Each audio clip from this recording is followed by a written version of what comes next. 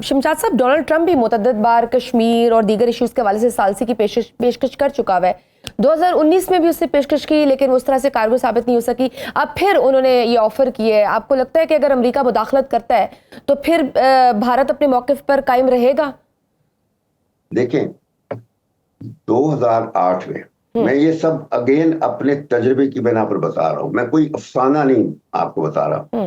2008 में, अक्टूबर 2008 में मैं अमेरिका में था और मैं न्यू हैम्पशायर में उस जगह था जहां प्रेसिडेंट ओबामा जो इलेक्शन लड़ रहा था वहां तकरीर कर रहा था अपनी, और ये कह रहा था कि अगर मैं मुंतखब हो गया प्रेसिडेंट तो मैंने पहला काम ये करना है कि इंडिया पाकिस्तान के मसले, जो कश्मीर का मसला हल करवाऊंगा, क्योंकि पाकिस्तान की हमें मदद की जरूरत है अफगानिस्तान में, तो मैं कश्मीर का मसला हल करवाऊंगा। अच्छा, ये जब हुआ तो मैं पाकिस्तान वापस आया, तो मैंने आके एक आर्टिकल लिखा। मैंने कहा कि उसने स्पीच तो कर दी है, प्रॉमिस कर दिया कि कश्मीर का मसला हल करेगा, लेकिन अब आप देखेंगे कि इंडिया जिस तरह पहले 5-6 दफा हमले करवा के हमें ब्लेम किया था, कुछ स्टेज करेगा। और 26 नवंबर को मुंबई हो गया।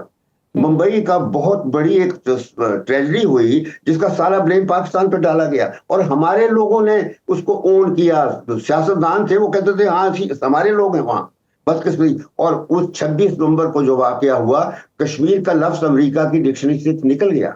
उसके बाद तो इंडिया ने कश्मीर में अपनी मर्जी के मुताबिक इलेक्शंस करवाए। तो इस किस्म के वाकयात जब होंगे तो फिर इसी किस्म के वाकयात। लेकिन सर फिर एक दफा दोबारा ऑफर हो गई है ना, अब दोबारा जी।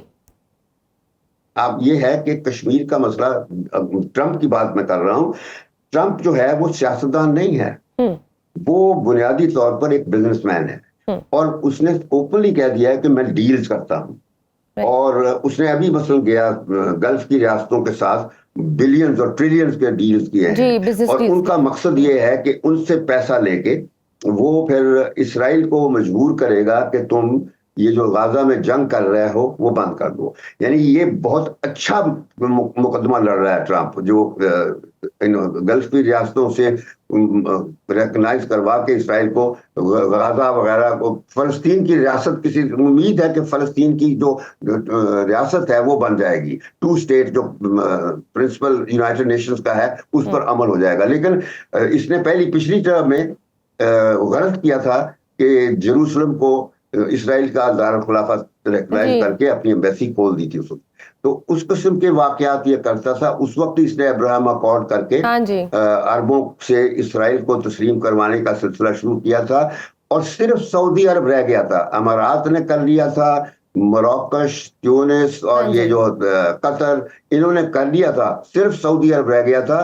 तो उसने में इसकी टर्म खत्म हो गई ट्रंप की, ये तो चला गया। और फिर जो हमास हैं अपने फलस्तीनी, इन्होंने इसराइल पे हमला अक्टूबर 2023 में करके वो जंग छिड़ गई। यानी उन्होंने सऊदी अरब को रोकने के लिए कि वो रिकग्नाइज न करे, दे सक्सीडेड। इतनी बड़ी कुर्बानी फलस्तीनियों ने दी है कि अब तक सऊदी अरब ने रिकग्नाइज नहीं करा।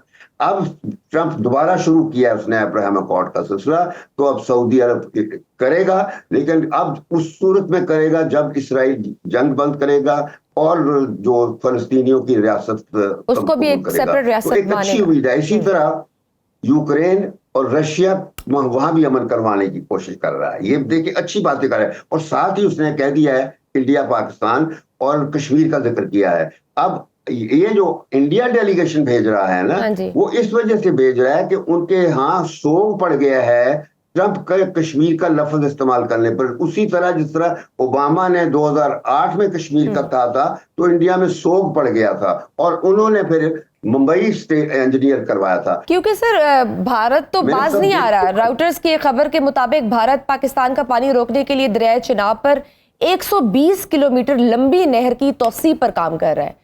तो अगर ये मंसूबा शुरू होता है तो फिर पाकिस्तान के पास क्या ऑप्शंस है? मैंने कहा ना कि ये हमारी कमजोरियों का फायदा ले रहा है। ये जो मोदी है, इसको सर चढ़ाने वाला कौन है? हमारे लोग थे। हमारे लोग थे 2014 में या 15 या 16 में उनकी शादियों वादियां भी अटेंड यहाँ पे की थी। और उसके बाद भी डॉन लीक्स हुआ था जो 16 में, जब मोदी ने धमका, ये जो था फ्लैग स्टाफ ऑपरेशन का करने के लिए जो बात थी, तो धमकी दी थी और उस वक्त कि मैं एक सर्जिकल स्ट्राइक करूंगा, तो वो फिर पाकिस्तानी फौज ने नहीं करने दी थी। लेकिन एक कैबिनेट की मीटिंग में बाकायदा फौज को फिर सियासतदानों जो उस वक्त के प्राइम मिनिस्टर थे, तो उन्होंने क्रिटिसाइज किया और वो लीक किया गया, डॉन लीक्स कहते हैं उसको। और ताकि जो इंडिया का मकसद था फौज को बदनाम करना, वो उस डॉन लीक के जरिए हो गया। तो देखिए अंदर गेम चल रही थी फौज को खराब करने के लिए। ये 2016 की तो ये भी मैं कहानी नहीं कर रहा, आप जरा डॉन लीक्स कीजिए, गूगल करेंगे तो आपको सारी पता चल जाएगी तफसील। उसके बाद फिर ये जो तारक फातमी है, परवेज रशीद है, एक कैबिनेट की मीटिंग, इनको बर्खास्त कर दिया गया था। बिल्कुल। ये चीजें, ये हिस्ट्री है हमारी। तो इस वक्त मुझे तो ये समझ नहीं आता कि आप ये प्रोग्राम करती हैं, आपकी ये चलेगा या नहीं चलेगा। तो सर बिल्कुल चलेगा, आपका वो मौक़िफ़ जरूर आएगा। सर बीबीसी की एक रिपोर्ट के मुताबिक अफगानिस्तान तालिबान हुकूमत के नायब वजीर दाखिला इब्राहिम सदर ने पाकिस्तान और इंडिया के एक दूसरे पर हमलों और कशीदगी के अरूज पर खुफिया तौर पर इंडिया का सफर किया। अफगानिस्तान की सारी सूरत हाल में क्या पोजीशन है, वेयर इट डज स्टैंड्स, और इस तरह के दौरों से क्या पैगाम देने की कोशिश हो रही है? मैं बताऊं, मैं समझ गया, बहुत अच्छा सवाल किया आपने जी। देखिए अफगानिस्तान के साथ हमारे ताल्लुकात की एक बड़ी लंबी हिस्ट्री है। Afghanistan was the only country in 1947 which voted no against Pakistan's admission to the UN। यानी उस वक्त क्योंकि जो हमारे यहाँ वली खां के वालिद थे वो चूंकि पाकिस्तान के खिलाफ थे, तो अफगानिस्तान ने भी पाकिस्तान को नहीं तस्लीम किया था। लेकिन बाद में तारीख बदल गई, वहां से बादशाह चली गई, अमेरिका ने, रूस ने हमला किया, पाकिस्तान ने फिर अफगानों के साथ हमला, उनकी मदद करके उनको सोवियत ऑक्यूपेशन से आज़ाद हुआ। हमारे ताल्लुकात तालिबान के साथ खास तौर पर बहुत गहरे ताल्लुकात पैदा हुए थे। अगरचे बनाए तालिबान को बनाया गया, अमेरिका ने बनाया था, लेकिन हमने उनकी मदद करके उनको सोवियत कब्जे से आजाद करवाया था।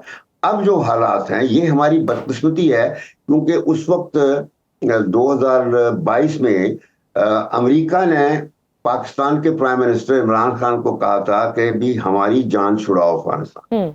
लेकिन अभी वो अमन जो हुआ था, अमन का जो मुआहदा, वो कंसोलिडेट नहीं हुआ था। Sir sorry to cut you, वक्त की कमी है। तो सर दूसरी जानिब एक और चीज भी बड़ी इंपॉर्टेंट हो रही है, पाकिस्तान, अफगानिस्तान और चाइना के वज़ीर ख़ारजा बीजिंग में एक मुलाकात करने जा रहे हैं। बड़ी इंपॉर्टेंट मुलाकात है कि इसकी टाइमिंग्स आपकी नज़र में कितनी इंपॉर्टेंट है और कौन सी अहम चीज़ें हैं जो ज़हर बहस आ सकती हैं?